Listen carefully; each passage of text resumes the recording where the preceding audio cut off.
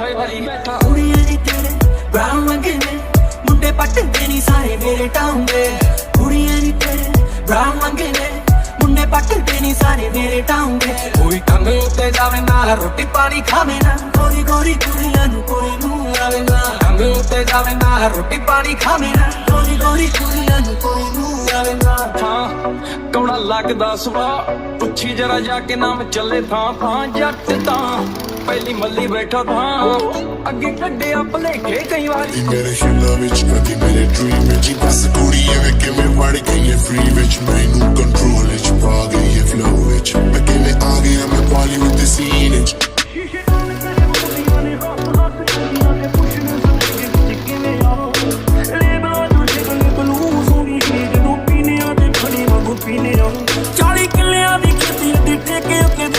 ਸੋਹਣੀਏ ਪੰਜਾਬ ਦੇ ਜਾਏ ਨੇ ਲੋਕੀ ਤਾਂ ਮਨਾਉਂਦੇ ਅਫਗਾਨ ਤੋਂ ਅਫੀਮ ਅਸੀਂ ਬੂਟੇ ਕੈਲੀਫੋਰਨੀਆ ਵਾਏ ਨੇ